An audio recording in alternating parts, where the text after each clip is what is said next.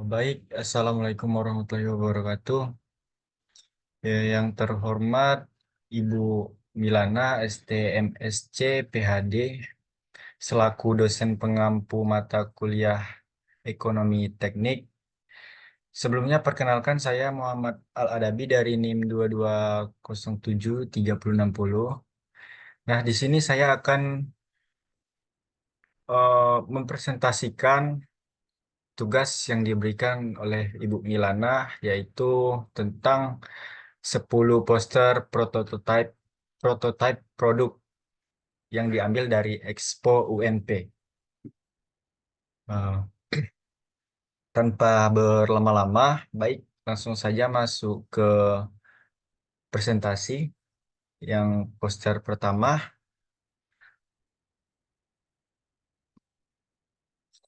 Nah, jadi di sini poster pertama yaitu tentang penerapan konsep smart driving dan emisi knalpot rendah pada mobil efisien energi dengan programmable ECU atau Electronic Control Unit.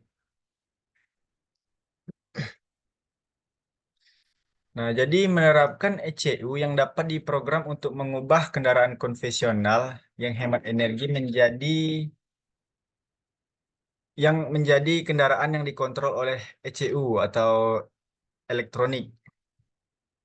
Nah, tujuannya di sana adalah untuk mengubah kendaraan konvensional yang hemat energi menjadi kendaraan yang bisa dikontrol secara elektronik agar bisa mengurangi atau menghilangkan dari hasil gas emisi kendaraan dan juga menghemat bahan bakar yang digunakan.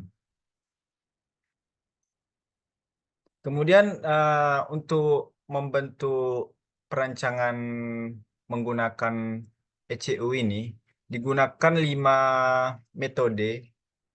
Yang pertama yaitu mendefinisikan.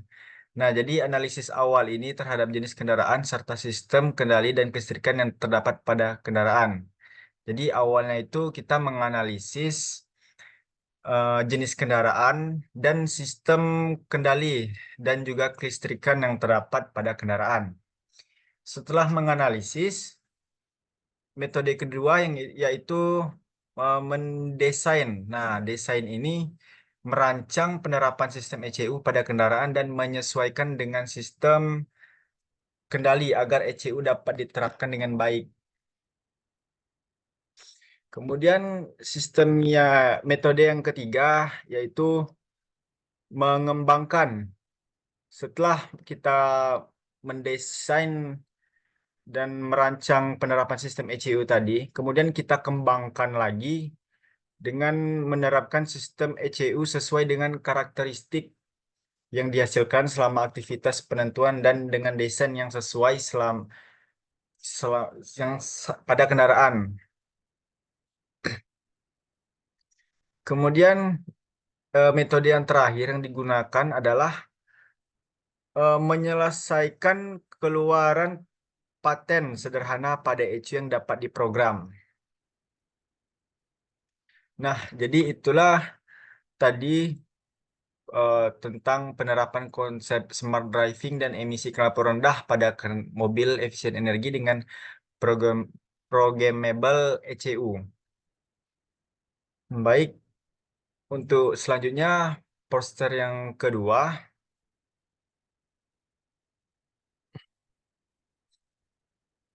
Yang poster kedua ini yaitu menjelaskan tentang isolasi senyawa aktif biji longan sebagai adsorben pewarna dan logam berat pada limbah.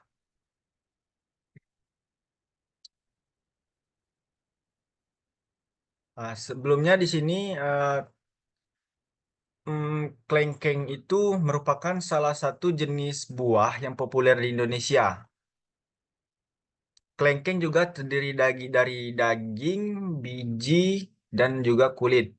Nah, biji klengkeng itu mengandung senyawa flavonoid dan senyawa polifenol, sedangkan kulit klengkeng mengandung senyawa fenolik dan saponin. Kemudian perkembangan industri di Indonesia membawa dampak terhadap kehidupan manusia. Salah satunya adalah limbah pewarna dari industri tekstil. Jika terakumulasi dalam tubuh makhluk hidup, dapat menyebabkan keracunan bahkan kematian.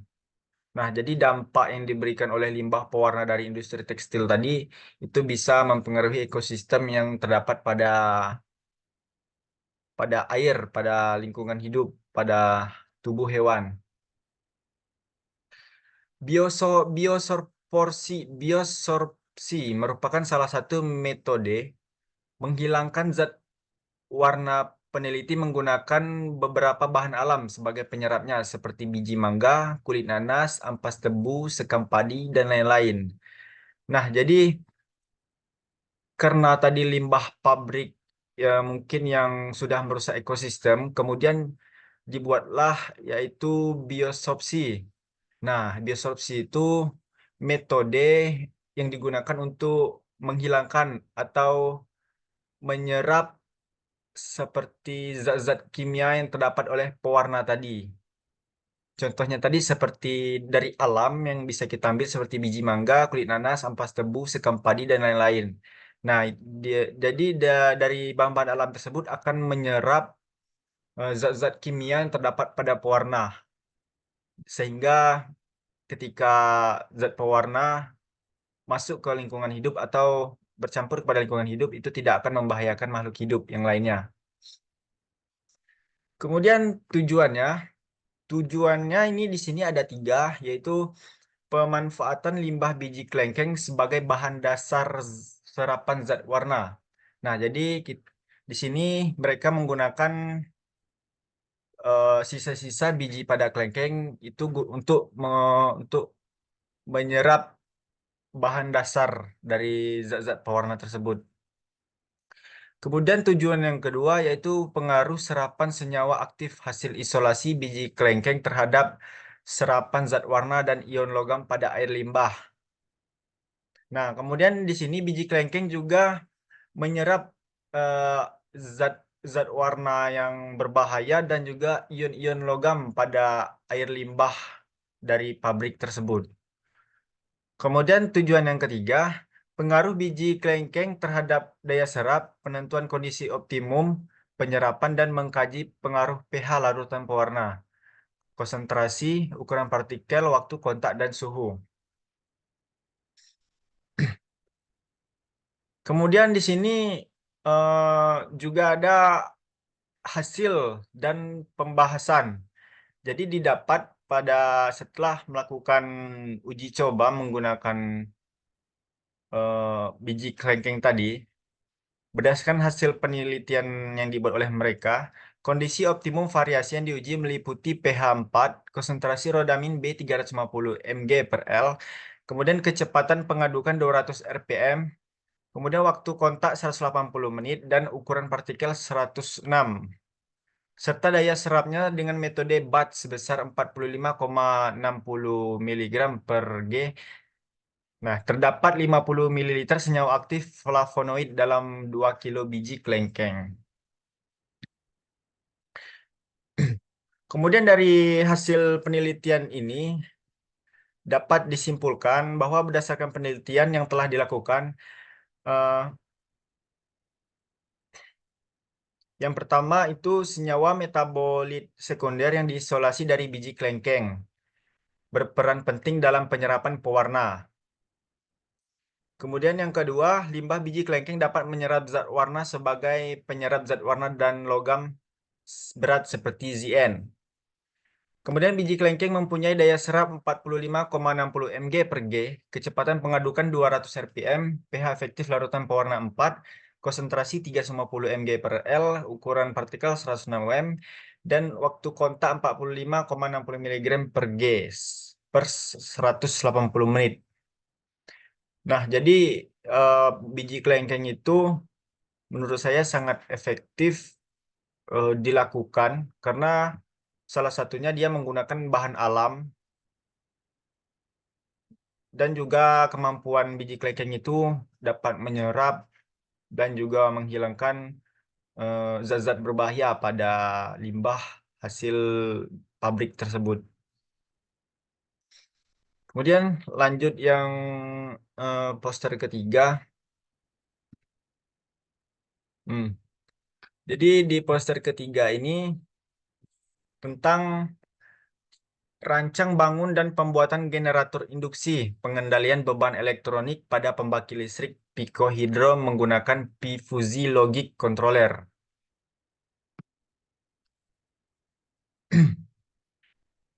Eh, Sebelumnya, sumber energi listrik yang andal semakin meningkat, terutama di daerah-daerah terpencil atau yang tidak terjangkau jaringan listrik.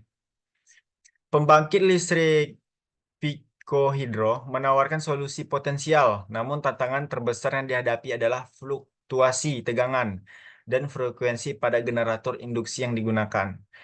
Pengendalian generator konvensional kurang responsif terhadap fluktuasi beban yang dapat mempengaruhi kinerja generator.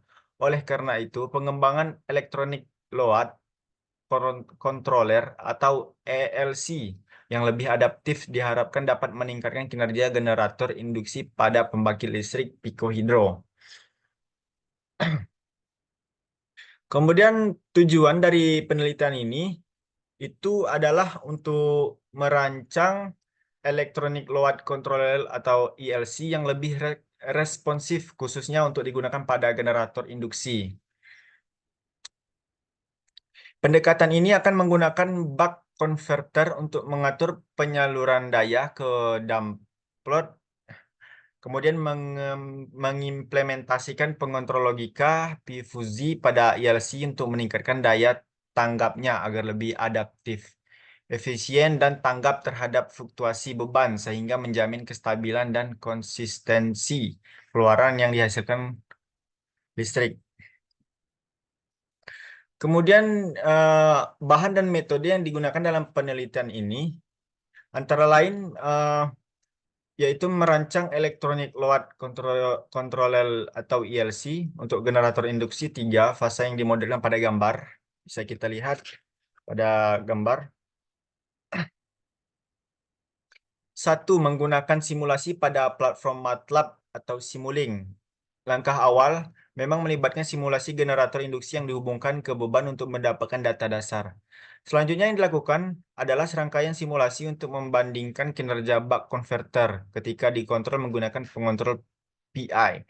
Kemudian pengontrol logika fuzi dan pengontrol logika fuzi PI ini bertujuan untuk mengevaluasi dan membandingkan daya tanggap dan efisiensi masing-masing pengontrol terhadap fluktuasi beban.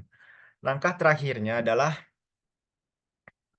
melakukan simulasi perbandingan keluaran generator induksi pada saat tidak menggunakan ELC dan jika diintegrasikan dengan ELC yang digunakan menggunakan pengontrol logika Fuzzy PI.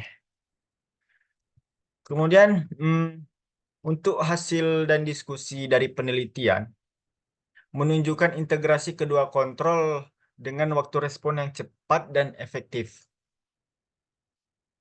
Kombinasi ini memaksimalkan distribusi tegangan ke damplet sesuai kebutuhan beban. Kemudian meningkatkan daya tanggap terhadap fluktuasi beban dan menunjukkan peningkatan yang signifikan dalam menjaga tegangan dan stabilitas frekuensi generator induksi. Eh, Terus dari hasil penelitian ini dapat ditarik kesimpulan bahwa YLC dengan Fuzzy Logic Controller menonjol karena peran pentingnya dalam memberikan solusi adaptif dan responsif.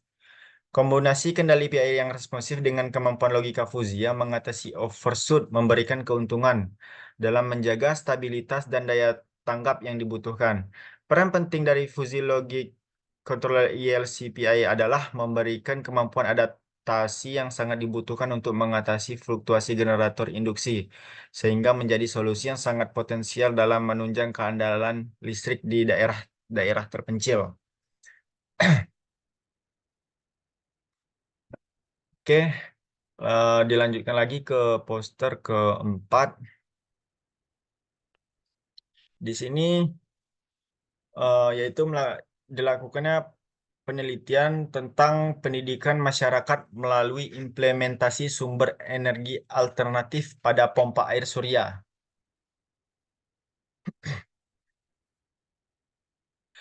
Karena kurangnya wawasan mengenai energi terbaru menyebabkan ketergantungan pada sumber listrik atau PLN.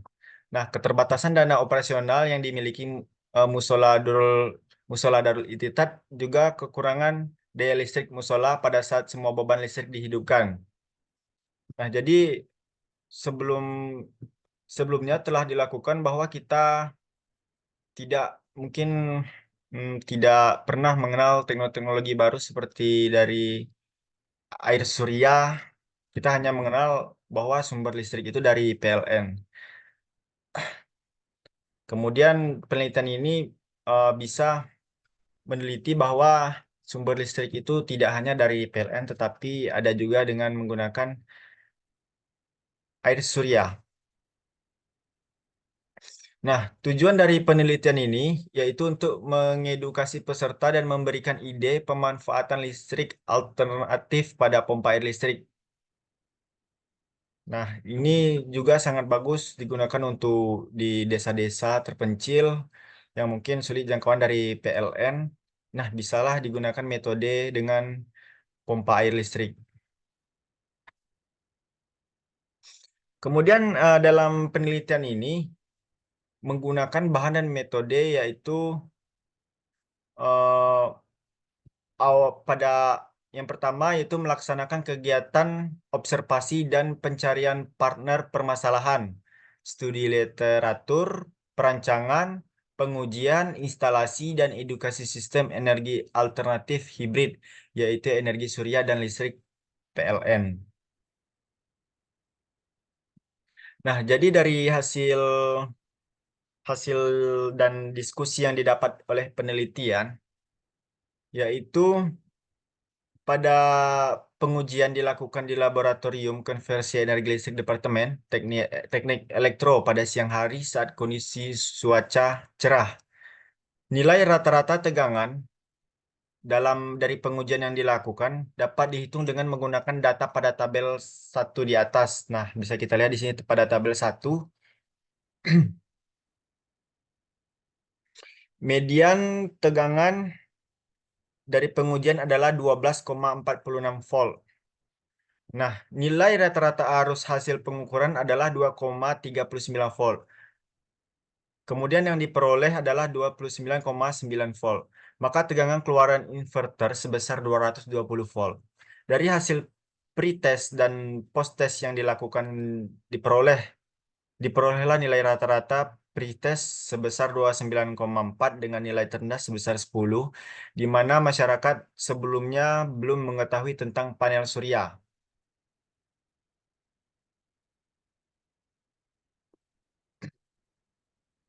Kemudian dari hasil penelitian ini dapat ditarik kesimpulan bahwa keseluruhan spektrum operasional program Kemitra Masyarakat PMKM ini menghasilkan kesimpulan sebagai berikut, yaitu diharapkan penggunaan pompa air dengan energi alternatif ini, yaitu energi surya, akan berdampak pada masyarakat sekitar terkait manfaat energi ramah lingkungan dan pada pengelola di sekitar Musola Darul Ittihad. Nah, di sini mereka membangun panel surya itu pada musola Darul Ittihad. Ini sangat berguna untuk mungkin yang desa-desa jauh dari PLN. Nah, ini sangat direkomendasi untuk memasang panel-panel surya seperti ini. Kemudian lanjut lagi ke poster yang kelima. Nah, pada poster kelima ini uh, analisis turun tegangan pada sistem distribusi pembangkit listrik mikro hidro di wilayah Ngalau Baribui.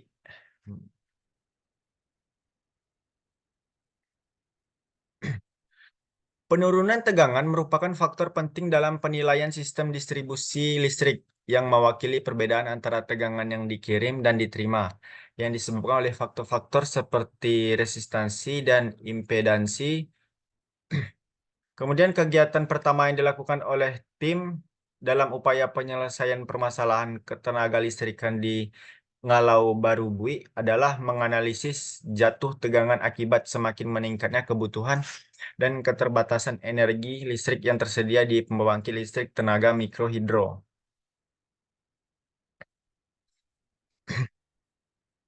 Kemudian tujuannya itu profil kelistrikan pembangkit listrik tenaga mikrohidro di Ngalau Baru Bui. Dalam melakukan penelitian ini, yaitu digunakan bahan dan metode sebagai berikut. Dalam metode yang digunakan dalam pengabdian masyarakat adalah observasi langsung dan eksperimen dengan menilai kondisi kelistrikan di rumah-rumah warga. Nah, jadi langkah-langkah tersebut antara lain komunikasi dengan RT, RW, serta observasi umum kondisi kelistrikan. Barulah setelah itu tim berdiskusi mengenai tindakan yang akan diperlukan seperti pengecekan dan pengukuran langsung di rumah warga, penentuan tindakan lanjutan berdasarkan observasi dan pemberian informasi menyeluruh kepada tokoh masyarakat. Tujuannya adalah untuk mengatasi masalah penurunan tegangan secara efektif.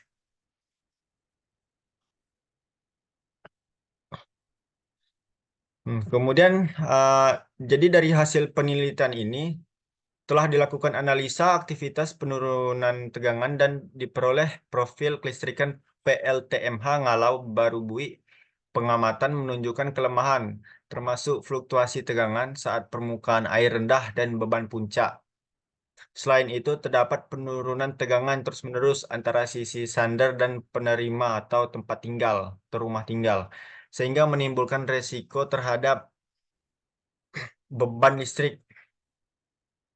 Perangkat elektronik yang sensitif mungkin rentan terhadap kerusakan akibat perubahan tegangan dan frekuensi ini. Keandalan sistem kelistrikan di desa Ngalau Baru Bui secara keseluruhan perlu ditingkatkan sehingga diperlukan perhatian dan perbaikan untuk meningkatkan kinerjanya.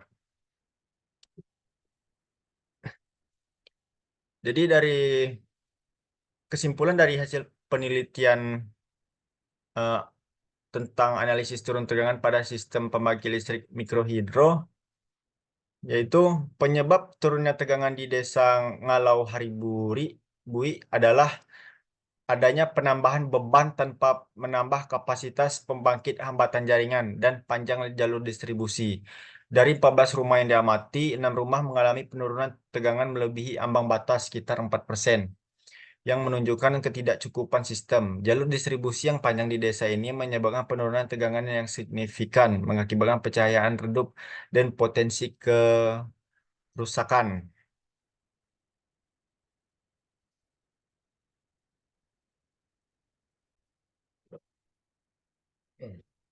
Oke, lanjut lagi ke poster ke-6, yaitu tentang implementasi mesin perkakas Kibo Kimbo Pogon Nardus untuk meningkatkan produktivitas masyarakat di Nagari Simawang. Perkembangan ilmu pengetahuan dan teknologi bidang industri, pertanian, dan perkebunan. Nah, di sini kita akan menyebutkan latar belakang dulu. Kemudian yang kedua, proses penyulingan tanaman terhadap Kimbopogon nardus untuk menghasilkan minyak atsiri, menghasilkan limbah.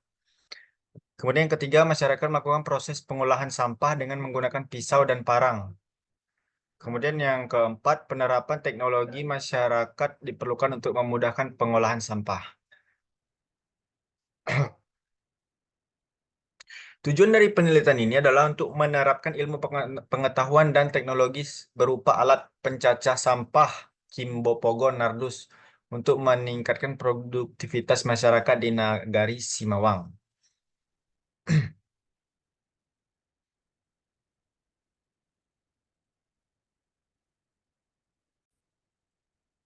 Jadi dari penelitian ini itu bertujuan untuk menerapkan ilmu pengetahuan dan teknologi berupa alat pencacah sampah Kimbopogon Nardus untuk meningkatkan produktivitas masyarakat di Nagari Simawang. Jadi dari hasil diskusi oleh tim penelitian, yaitu melaksanakan kegiatan sesuai permasalahan masyarakat mitra berupa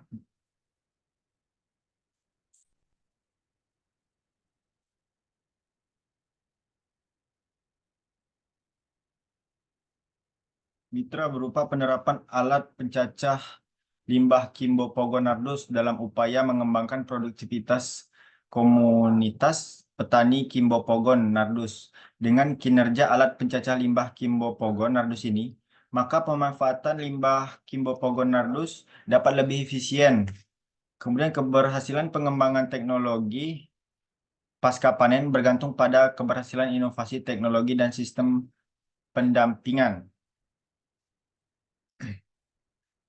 Setelah dilakukannya penelitian ini, kemudian dapat disimpulkan bahwa penerapan ilmu pengetahuan dan teknologi di masyarakat telah selesai. Keberhasilan dalam pengimplementasi perancangan mesin perajang Kimbo Pogonardus yang efektif dan efisien. Alat ini juga menggunakan motor bensin berkekuatan 6,5 PK dengan putaran 2.900 rpm.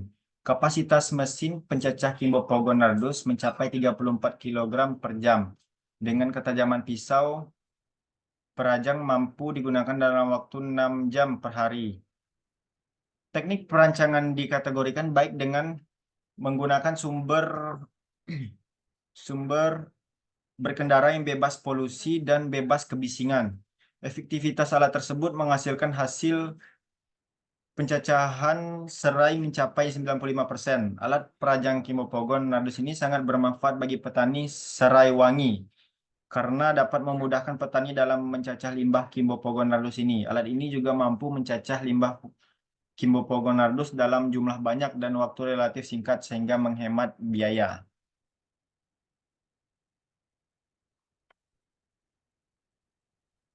Kemudian poster yang selanjutnya, poster ke-7, yaitu mengenai upaya peningkatan efektivitas penanganan jagung pasca panen melalui inovasi mesin pempil gandum jagung. Pemipil gandum jagung.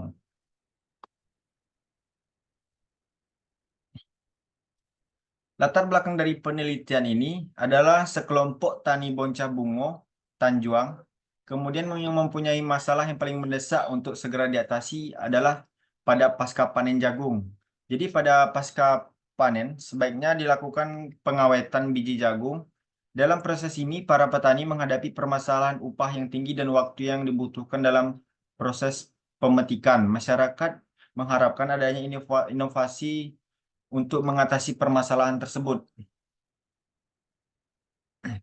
Inovasi mesin pengupas dan pemipil biji jagung akan meringankan pekerjaan petani khususnya dalam proses pasca panen jagung. Dengan adanya inovasi ini, proses pengupasan dan perontokan biji jagung tentunya akan lebih cepat sehingga memangkas waktu dan biaya yang singkat yang dilakukan oleh petani. Dengan tujuan menciptakan alat tersebut, eh, penanganan pasca panen jagung merupakan kegiatan yang penting karena akan menentukan kualitas biji jagung yang akan dijual. Jadi kegiatan ini juga memerlukan tenaga yang besar karena pada kegiatan ini petani harus melepas biji jagung dari tongkolnya. Dalam 1 hektar ladang jagung bisa menghasilkan 10 hingga 12 ton jagung. Jumlah ini akan diproses keluarnya biji dari tongkolnya. Masyarakat Jarung Desa Cubada, eh, Kenagarian Lingkuang Aus Kecamatan Pasaman, Kabupaten Pasaman Barat dalam mengolah produk pasca panen jagung masih menggunakan cara tradisional. Namun itu tadi eh, jika masih menggunakan cara yang tradisional itu akan malah memperlama kemudian meningkatkan biaya untuk memproduksi pada jagung tersebut. Maka hasil keuntungan yang didapat oleh petani itu sedikit. Maka itulah diciptakan oleh para peneliti alat untuk pengupas jagung yang gunanya untuk mempersingkat waktu, mengefisien waktu, dan juga meringankan biaya pada petani. Jadi di sini ada beberapa bahan dan metode yang dilakukan. Dari bahan, inovasi pemipil jagung yang direncanakan pada kegiatan pengabdian masyarakat ini diharapkan mampu memberikan pengetahuan kepada masyarakat tentang penerapan teknologi pada proses pemetikan jagung. Kemudian mesin perontok jagung yang akan dibuat menggunakan sistem putar dengan motor penggerak adalah motor bensin dengan 6,0 horsepower. Pemilihan mesin ini bertujuan agar tol ini mudah dipindahkan sesuai lokasi pengolahan jagung yang akan dilakukan oleh petani. Kemudian metode yang dilakukan. Jadi cara kerja mesin tersebut eh, berisi besi bulat yang dapat berputar dan diberi sekrap sebagai pengantar buah jagung pada posisi yang lebih sempit dan menyebabkan biji jagung terpisah dari buah jagung. Jadi dari hasil penelitian ini, para peneliti mempunyai kesimpulan yaitu kegiatan pengabdian kepada masyarakat ini mempunyai sasaran untuk mengatasi permasalahan petani jagung di Kecamatan Lingkuang di Auit Timur. Inovasi mesin pemipil jagung yang dikembangkan dapat mengatasi permasalahan petani jagung. Tingkat efektivitas dan kepuasan petani terhadap pelaksanaan kegiatan pengabdian kepada masyarakat sangat tinggi. Ilmu akademis harus lebih ditingkatkan lagi. Banyaknya permasalahan masyarakat, khususnya petani, yang memerlukan ilmu pengetahuan dan inovasi, dan hal tersebut dapat dilakukan oleh akademisi universitas sebagai jembatan ilmu pengetahuan.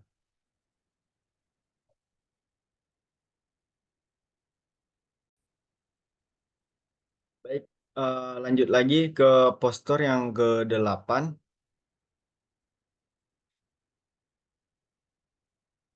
Nah, jadi yang poster ke-8 ini yaitu tentang penelitian pembangkit listrik pikohidro sebagai sumber energi listrik berkelanjutan bagi masyarakat lokal di Perdesaan Padang. Latar belakang dari penelitian ini, di dalam melakukan penelitian yang dilakukan oleh Raymond Lapisa, Chris Madinata, Aruzi Z3, Primeyane Putri, dan Ambiar. Jadi energi listrik itu merupakan kebutuhan krusial bagi masyarakat di Ngalau Barubuk yang belum teraliri listrik, yang memiliki potensi sumber daya air yang besar. Nah, jadi di sebuah pedesaan itu masih belum adanya sumber listrik yang disambungkan oleh PLN. Tetapi di desa tersebut mempunyai sumber air yang sangat besar yang akan digunakan dalam metode ini. Nah, kemudian pembangkit listrik pikohidro ini dapat menjadi sumber energi alternatif untuk desa tersebut dalam menghasilkan sumber daya listrik. Bahan dan metode yang digunakan dalam penelitian ini adalah pembangkit listrik pikohidro kapasitas 3 kW untuk 20 warga menggunakan turbin aliran selang. Kemudian proyeknya itu produksi dan perakitan turbin, kemudian tempat penampungan air atau bendungan, dan penstop. Nah, jadi hasil dari pembahasan pembangkit listrik tenaga Pico adalah kapasitas 5 kW untuk generator listrik, runner berdiameter 25 cm dan panjang 36,3 dengan 20 bilah. Kemudian dirancang oleh mahasiswa Departemen Mekanik.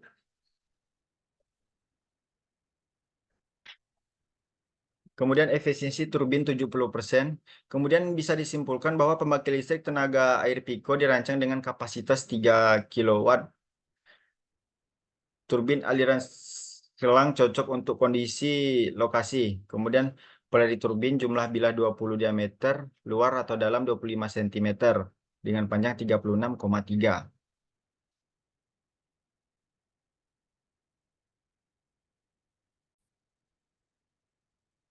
Nah, kemudian lanjut lagi pada poster ke-9, yaitu penelitian tentang kalsium karbonat dalam bahan berbasis bio dan faktor yang mempengaruhi laju presipitasi untuk perbaikan beton.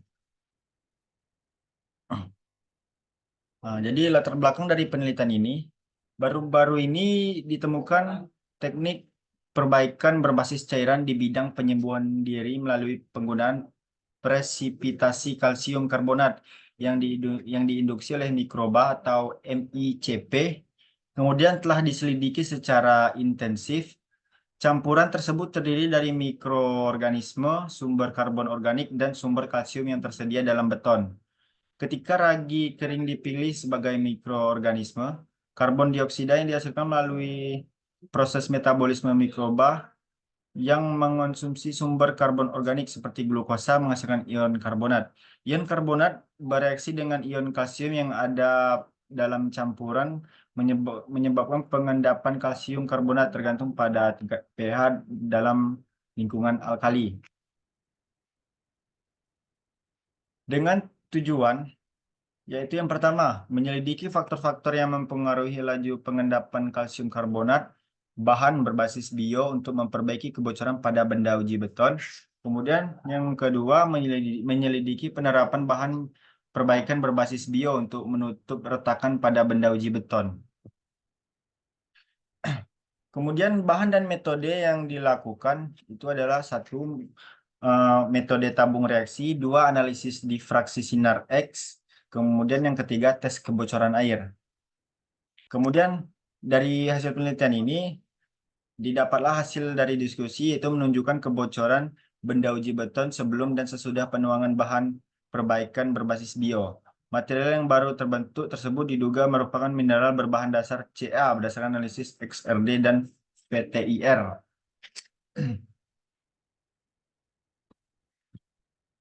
Maka kesimpulannya adalah bahan perbaikan berbasis bio yang terdiri dari ragi kering, glukosa, dan kalsium asetat telah dikembangkan, diuji dalam skala laboratorium, dan terbukti efektif memperbaiki kebocoran air pada beton. Kemudian penyegelan retakan bekerja secara efektif dan kekencangan cairan dapat terjamin. Untuk lebar retakan maksimal 0,3 mm. Kemudian untuk poster yang terakhir itu adalah efektivitas distribusi pupuk bersubsidi melalui penerapan kartu di Kabupaten Sijunjung. Kartu tani di Kabupaten Sijunjung. Latar belakang dari tujuan penelitian ini adalah untuk mengetahui efektivitas distribusi pupuk bersubsidi melalui penggunaan kartu tani di Kecamatan Sijunjung. Pemerintah berupaya menangani kelangkaan dan mahalnya harga pupuk petani. Masalah utama terkait kinerja distribusi pupuk bersubsidi adalah distribusi, pengawasan, dan penyalahgunaan. Untuk mencegah penyalahgunaan subsidi pupuk, pemerintah menerapkan kebijakan distribusi pupuk bersubsidi melalui kartu tani. Distribusi melalui kartu tani di Sijunjung mulai diterapkan sejak tahun 2015. Kemudian metode yang dilakukan oleh penelitian ini adalah penelitian deskriptif dengan metode survei. Kemudian responden adalah petani yang menerima kartu tani dipilih secara acak sederhana sebanyak 100 orang menggunakan rumus Slovin. Kemudian analisis data yang menggunakan metode deskriptif kualitatif. Kemudian presentasi efektivitas diukur menggunakan kuesioner dengan skala. Maka jadi itulah presentasi saya mengenai tentang 10 poster prototipe yang ada pada Expo kemarin. Lebih dan kurang saya mohon maaf dan saya berterima kasih kepada dosen pengampu Ibu Milana yang telah memberikan tugas seperti ini. Nah, jadi saya dapat memahami tentang penelitian-penelitian dan juga cara dan metode dari penelitian tersebut. Dan saya akhiri. Wassalamualaikum warahmatullahi wabarakatuh.